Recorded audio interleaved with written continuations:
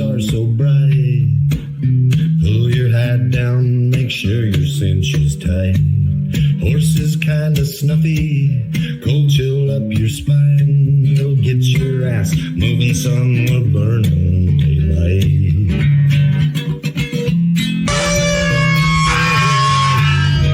Howdy there, I'm Matt McKinley and we're burning daylight. In the saddle till the job's done right. Welcome to Burning Daylight, the only podcast for the working cowboy. Well, howdy there, daylight burners. Welcome back. It's a beautiful Wednesday afternoon here. Markets are closed, and we had a ceasefire, and then we didn't. All sorts of stuff going on today, but this is the friggin' Farm and Ranch Report for Wednesday, April 8th, 2026. All right, so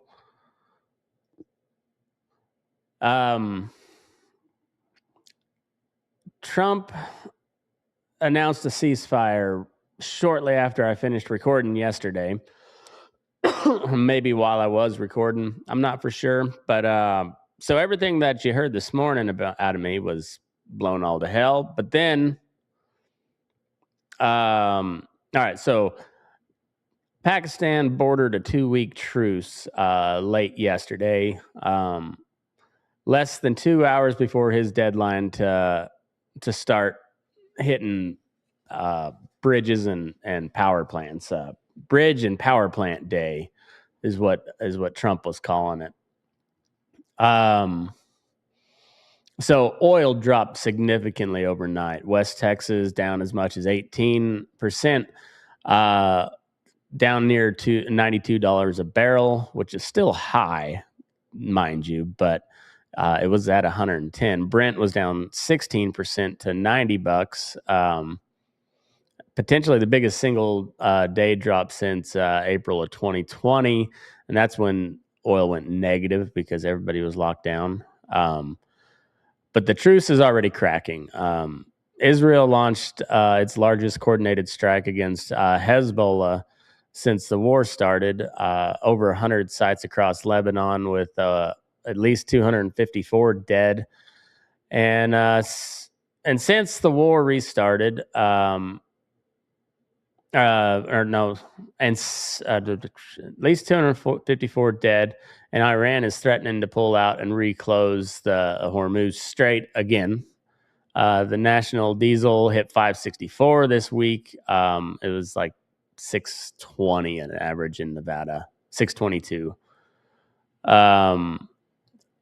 If ships go by, then your input costs are going to ease down over the next weeks. But if this thing collapses over the Lebanon stuff, every price on your operation goes right back up, and then probably just starts creeping higher and higher, and if not, just running higher and higher. But cash cattle is steady at about 244.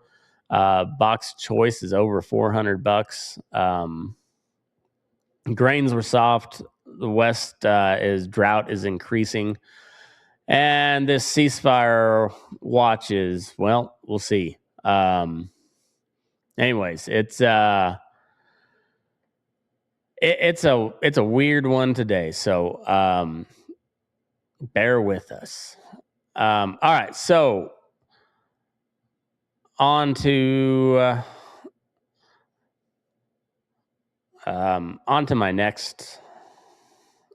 my next little slide here. Let's see. All right. This show is brought to you by Lone Star Stockyards out of Wildorado, Texas, just outside of Amarillo. This is their market report from yesterday. They're a Tuesday sale barn. But they moved about 1,200 head, feeders, steers, and heifers 10 to 20 higher. The weights, any of the cattle over 900 pounds were steady, and your steer and heifer calves were sharply higher in the lighter range. if you got any sort of questions for him, you can call Bill over there at 970-302-5834, or Sheldon. He's the yard manager. Bill's the owner. Sheldon's 806-736-0040.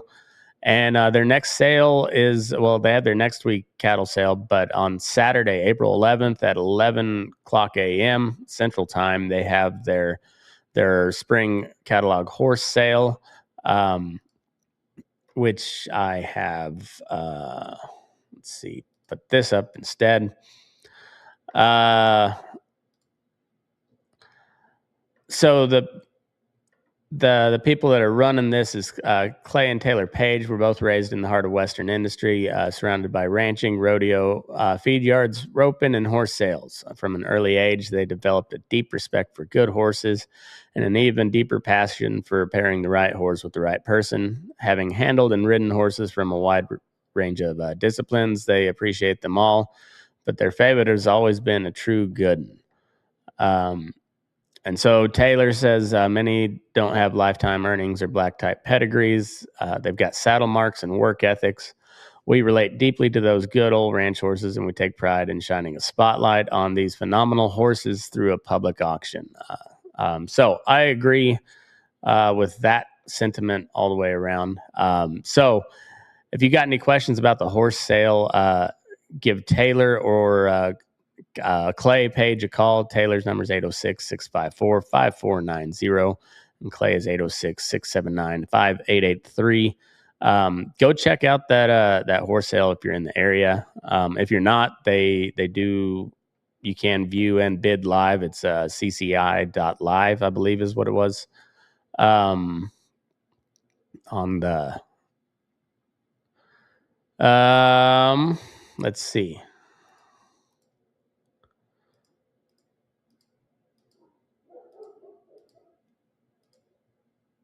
Yes, cci.live. You can call or text bid and watch it live. So all the information's right there. You can go to LoneStarStockyards.com and you can find all of your information there. So anyhow, that's our sponsor. Please go support them. And let them know you heard about it on the Friggin' Farm and Ranch Report on the Burning Daylight Network.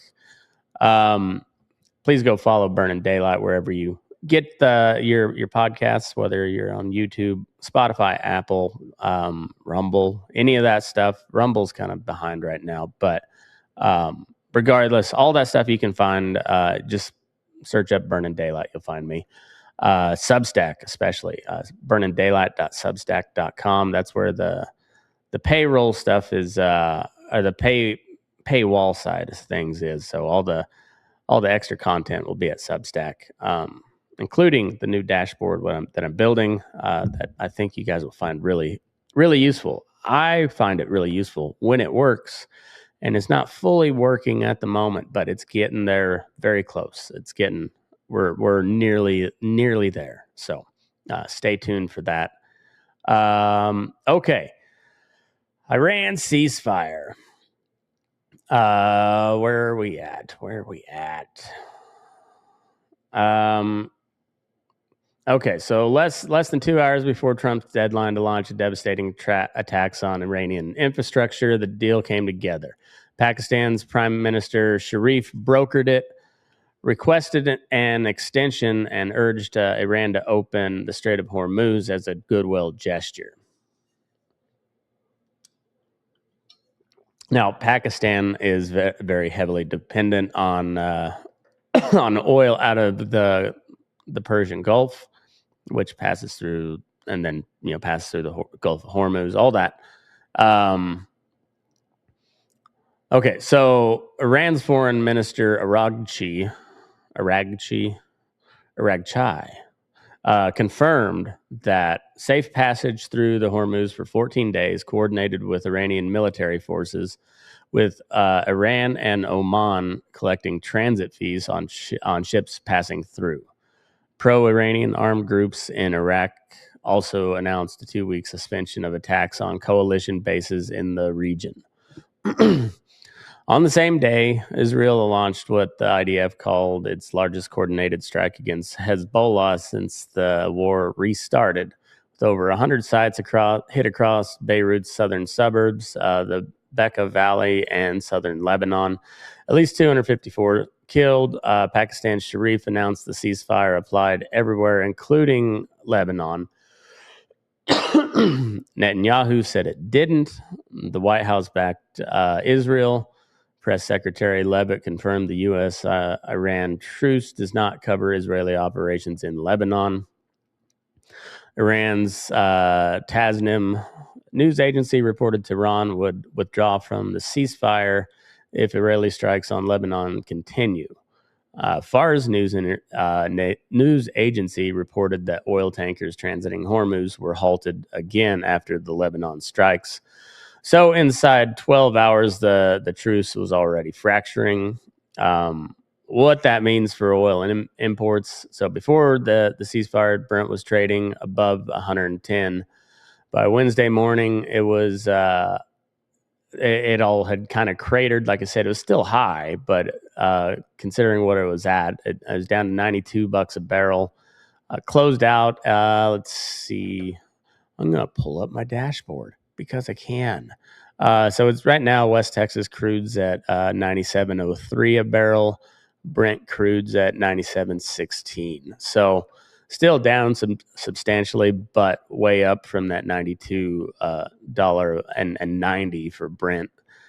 Both up, back up pretty substantially. National on-highway diesel hit. Okay, so yeah, potentially the largest single-day percentage drop since April 2020. National on-highway diesel hit $5.64 per gallon this week.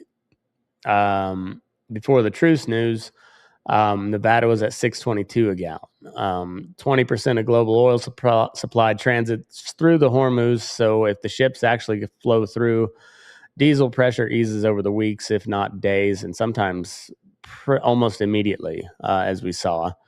But if Iran recloses the strait, or if the truce collapses over this Lebanon deal, we're right back at $110 a barrel or more, and record diesel.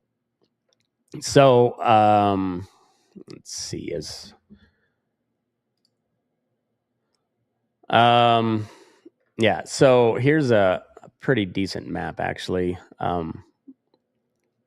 You can see on the right-hand side where that dark part's the Persian Gulf, and then you got this little bitty narrow stretch of sea, and that's the Strait of Hormuz, and it's wide enough so there's two lanes of traffic, from what I understand, like for like where it's deep enough for like the big tankers to go through. There's two lanes, ingoing and outgoing.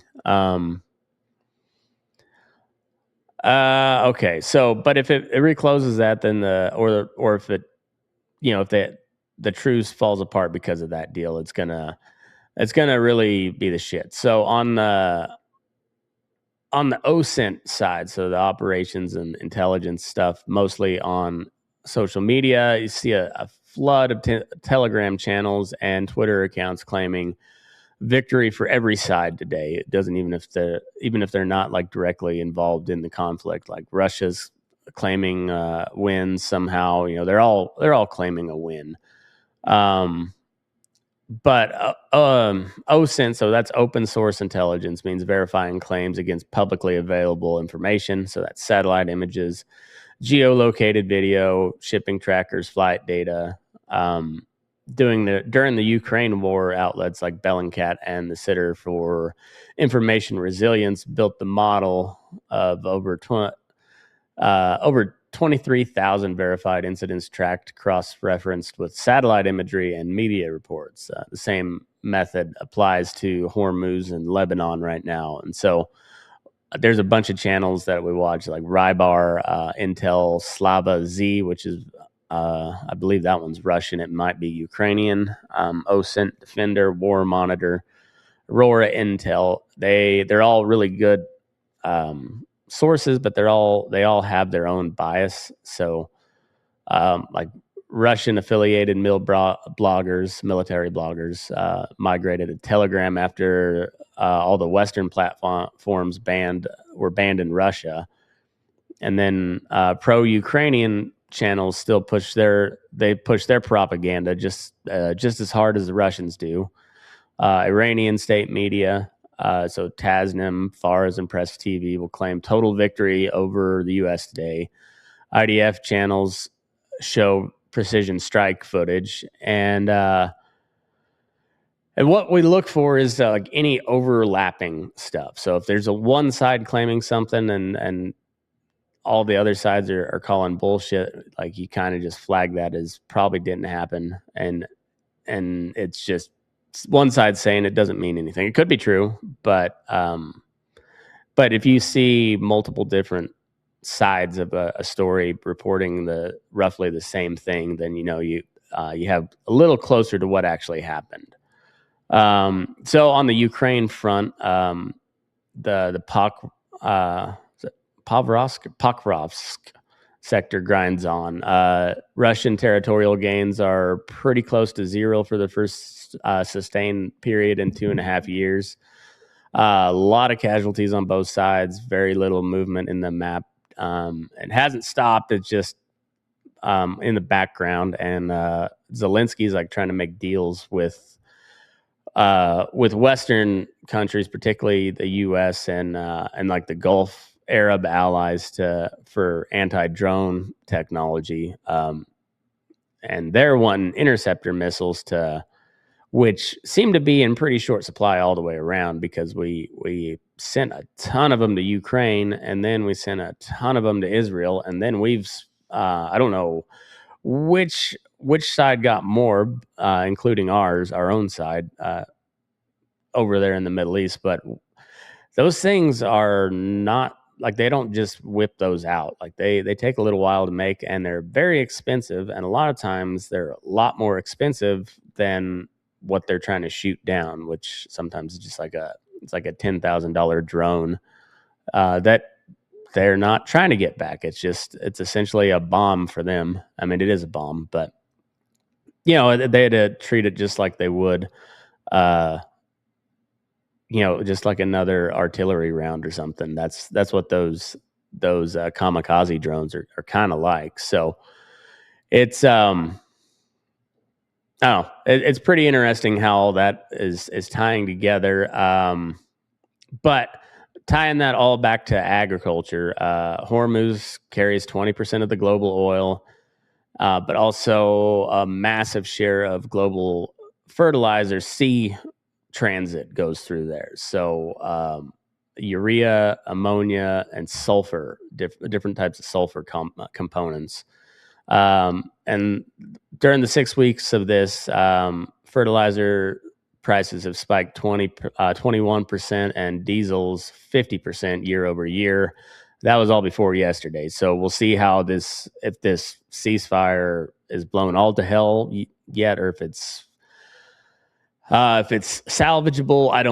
I don't know. We'll see. I would imagine it'll be kind of like the Israel Gaza ceasefires, where it like pops back off and then dies back down, and then I don't know. We'll see how that works.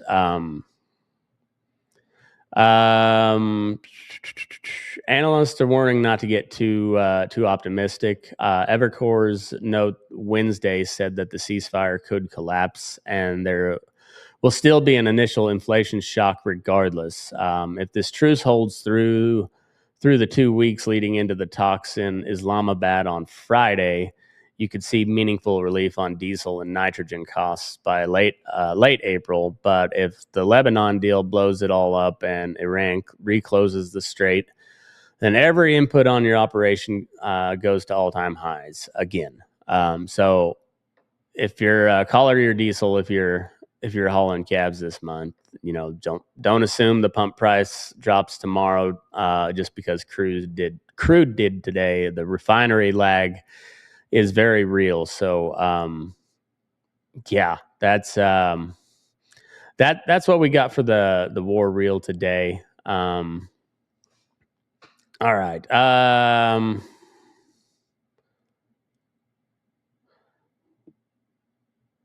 On the market side of things,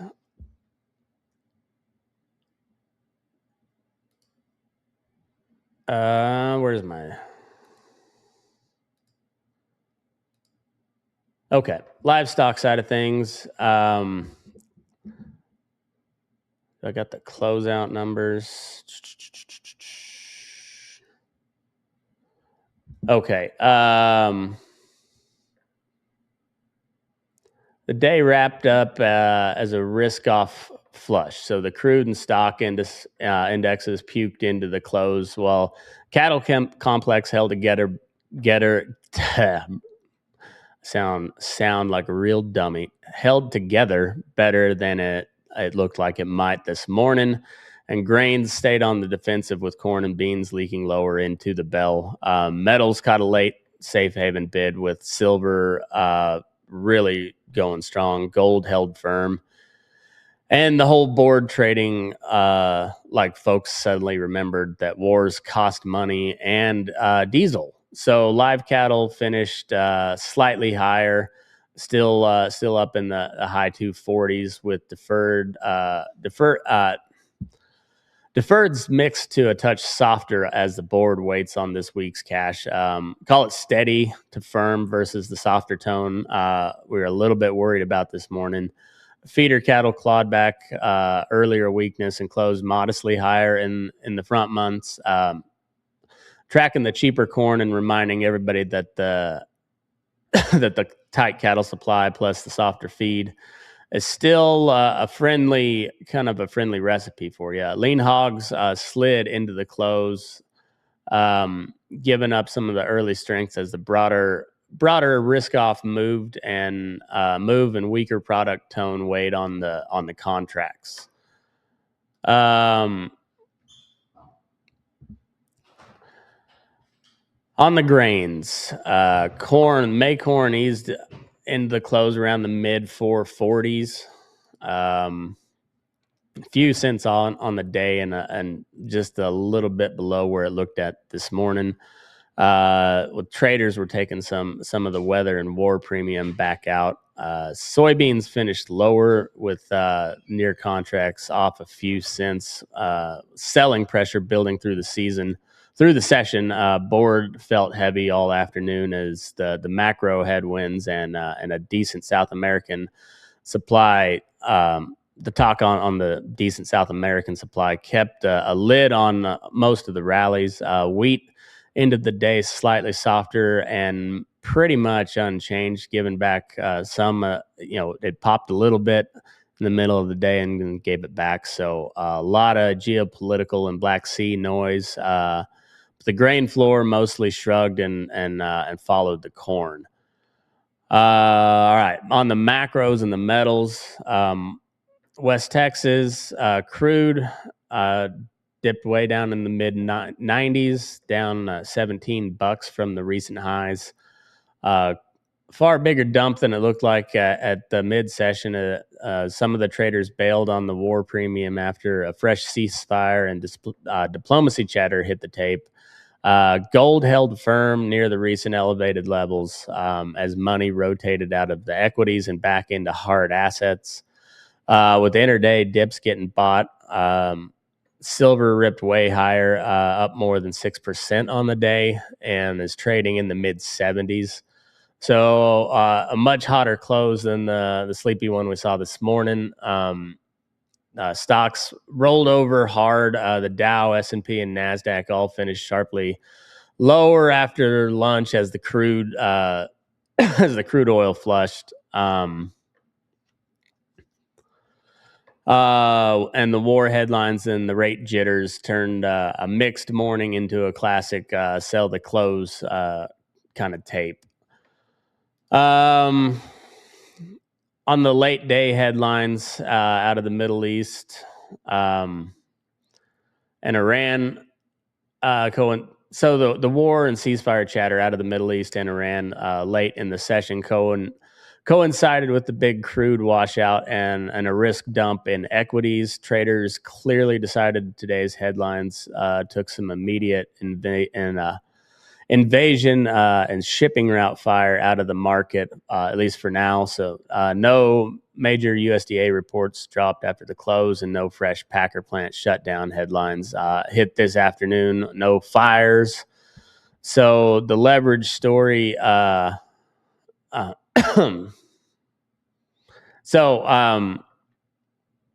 the end of the week will kind of tell us. Obviously, they'll tell us more because it's in the future. But as of right now, it's oil's down a little bit, but it's still pretty dicey. All right. So then on FinSpo's politics side, I had a pretty good couple stories here to cover. So all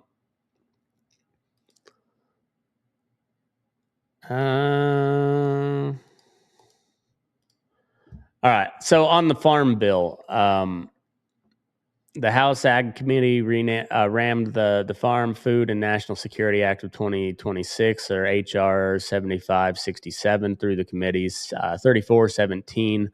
That was back on March 5th after a 20-hour marathon markup session. All 26 Republicans plus 7 Democrats voted for.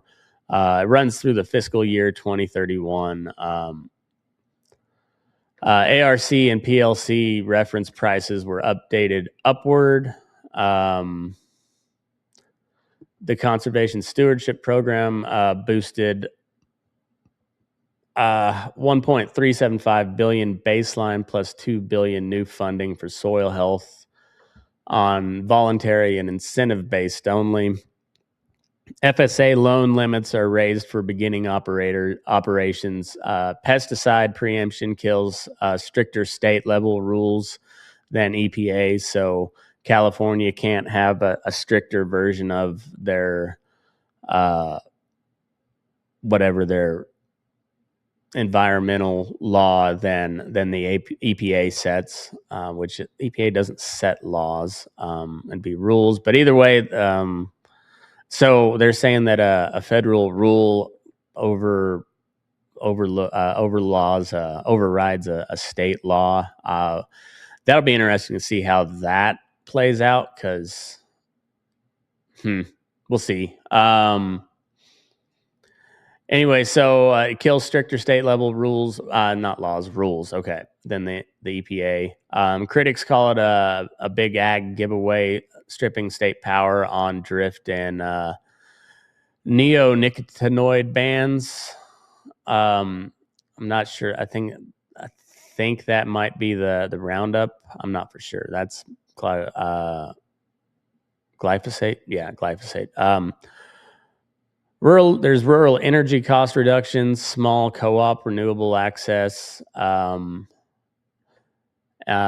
precision ag exemptions. There's trade title codifies food for peace under USDA and shifts to in-kind commodity aid, prioritizing U.S. exports. Senate has no firm intro yet. The lag risks the 2018 Farm Bill extensions expiring on September 30th. So we'll see where that goes. On a government overreach watch, the Center for Biological Diversity sued U.S. Fish and Wildlife Service and U.S. Forest Service, and then the Fish and Wildlife over cattle grazing in Arizona's Tonto National Forest. The claims were harm to endangered Chiricahua leopard frog and the Gila chub. And they demand injunctions on all allotments in occupied habitat. And a BLM bison permit flip-flops continue in Montana. Earth Justice is protesting revocation of American Prairie's grazing preferences. Trump's USDA Farmer and Rancher Freedom Framework is 66%. I'm not sure what that one means. That line got put in there somehow. Okay, so it's like NEPA cuts, roadless road rescissions. There's easier predator compensation evidence for wolves, bears, coyotes, and then permitting modernization to slash the BLM and Forest Service backlogs. The House delivers some producer wins on paper, but environmental lawfare and big tech land grabs are kind of like the boot on your neck. And then on those land grabs, um, the AI boom is devouring American farmland. Our average data center footprint is 224 acres, so a little over a quarter section. Which is up 144% since 2022. Obviously, they've been building more, so it's going to be a rapid increase, obviously. But each facility guzzles about 5 million gallons of water per day and 1 gigawatt of power. 40 states are dangling tax breaks to move data centers there. Trump's executive order 14318 fast tracks federal permitting for these data centers. But ranchers and farmers, which are, his base is, ranchers and farmers are like 90% on his base. Are pushing back pretty hard. Kentucky's Huddleston family rejected over 26 million for 900 acres of generational farm ground. That was part of a 2,000 acre rezoning for a data center campus. The family cited irreversible water drain that would kill neighbors' wells and pastures. In rural Pennsylvania, a planned data center is sparking GOP primary revolts against a pro-AI congressman. Farmers can't buy expansion land because tech money is bidding it up. Texas counties are yanking zoning incentives and retracting approvals over the noise, the water, and the power grid strain of these data centers. And nationwide, $156 billion in 48 projects are blocked or stalled by grassroots opposition. So they'll pay you real fat check today, but it'll wreck whatever legacy you were trying to leave behind if you're a family farm or ranch. Once that ground gets rezoned, it doesn't typically come back. So the water and the power drain hits every neighbor on the aquifer and the water table, not just the seller. Local zoning boards are your firewall. So if you don't want that shit in your backyard, you've got to speak up. And when they hold community meetings for it, I know we've got one potentially going in here, and there's been a lot of opposition to it. Being out in the desert, water's always a concern.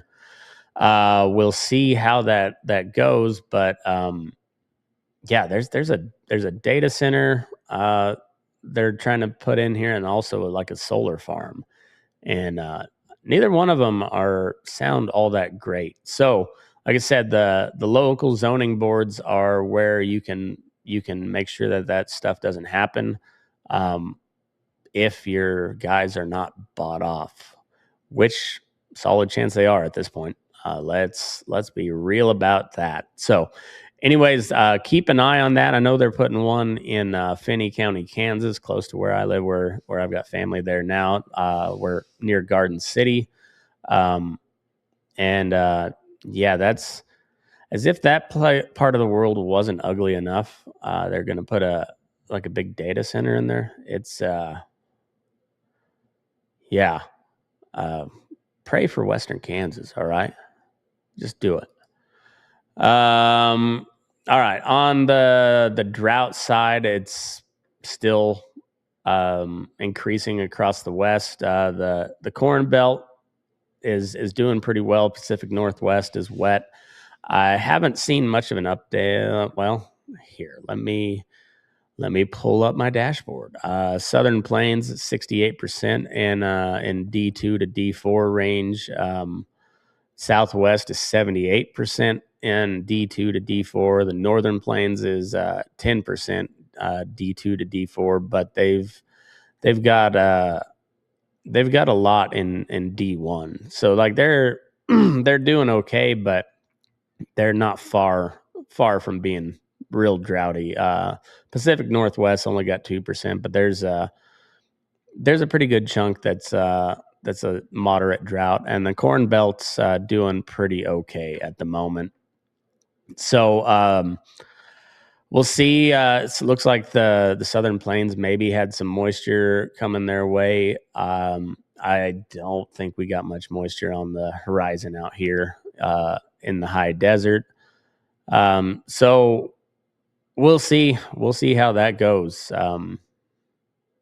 It'll either rain or it won't. That is my expert prediction. All right. On this day in history, in 1861, no, what do we got? 1974, Hank Aaron hits number 715. I think I said that yesterday. Fourth inning off of Al Downing of the Dodgers. Passes Babe Ruth for the all-time home run record. And 1952, President Truman seizes all the steel mills. With the Korean War raging and steel workers about to strike at midnight on April 9th, Truman signs Executive Order 10340, grabbing every major mill in the country to keep war production running.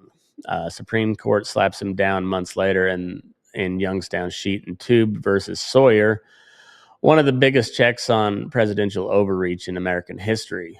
Workers struck anyways for 53 days. So this was like the gayest situation you could imagine coming from a libertarian standpoint. You have a bunch of communists striking, communist like union people. I'm sure they were communists. Maybe they weren't. I don't know. But I'm just saying they're more likely than not to be communists.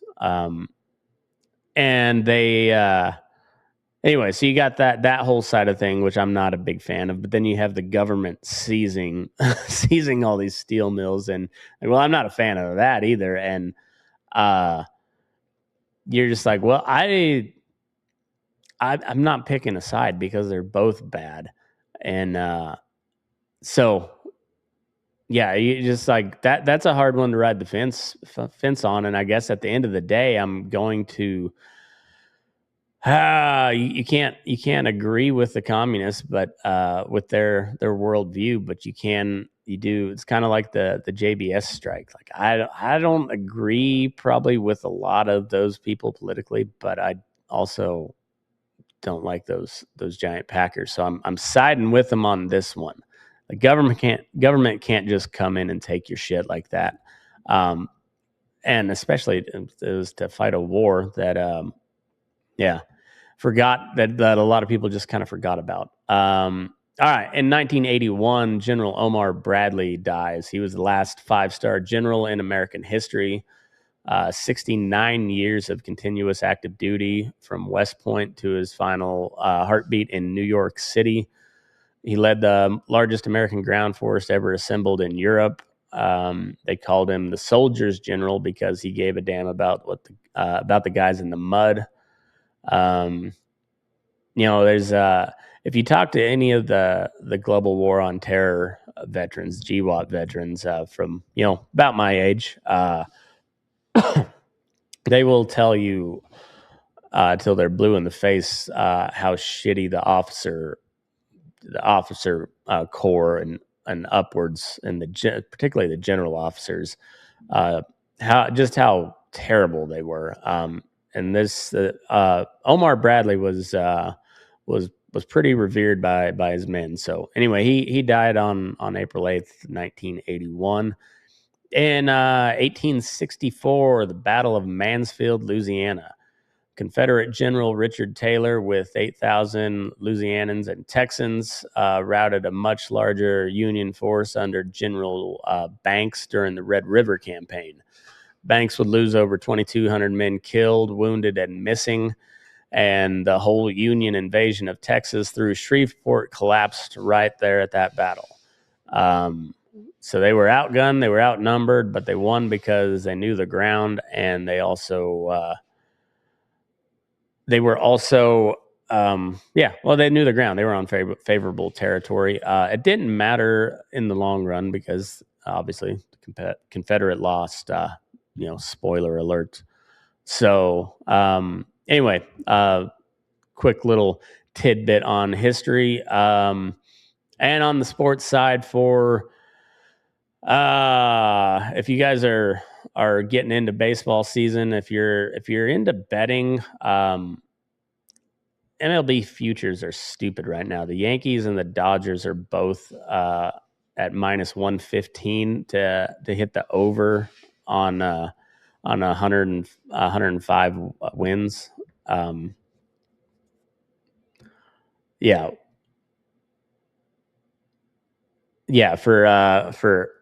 For the over 105 wins, which is dumb. I got to see the Yankees in action last night against the A's. A's had them going for a minute. Bullpen blew it. We've already sent a starting pitcher down to AAA, but the offense is starting to click a little bit, and hopefully we can get off the schneid. But also, I'm okay with a little early season schneid. I don't want to go full schneid like we did last year, but a little bit out the gate. Get it out of your system now. All right. So there's a lot of good matchups. I was watching the Cardinals Nationals at the moment just a minute ago. I was watching Orioles White Sox. That's what I love about the MLB packages. Just watch some random games in the middle of the day. But Orioles White Sox was a fun game. That Murakami guy, Munetake Murakami, he's the slugger that the White Sox just signed from Japan. He's been living up to the billing. He's been hitting tanks. So kind of a fun team to watch. Good for the White Sox. And the Rockies are surprisingly competent early on in the year. We'll see how long that lasts. Just like we'll see how long this ceasefire lasts. We'll see how long this cattle market holds, especially with the Greeley plant running at relatively full capacity at the moment. But we'll see how all that shakes out in the days and weeks ahead. But for today, that's all I got for you. So this has been the Friggin' Farm and Ranch Report for Wednesday, April 8th, 2026. Thanks for stopping by, fellas. I do appreciate it. Please go like and subscribe, follow, all that stuff. Burning Daylight on all the platforms, burningdaylight.substack.com. So thanks again for tuning in. Go check out Lone Star Stockyards and their horse sale this weekend. Looks to be a real good one. So on that note, move your ass. We're burning daylight.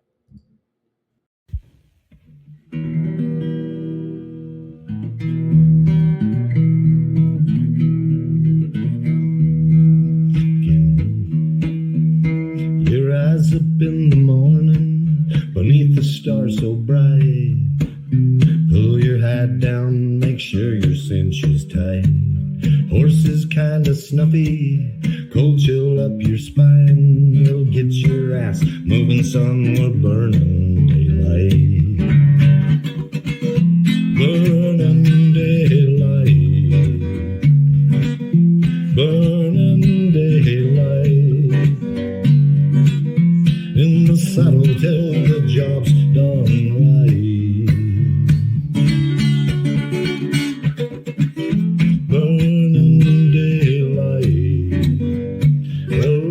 Just together, and you won't catch 'em all. But when you ride through the gate, make sure you sit up tall. I can see the horizon it's looking pretty bright. Well, get your ass moving, son, we're burning daylight. Burning daylight. Burning daylight. In the south, hell of the jobs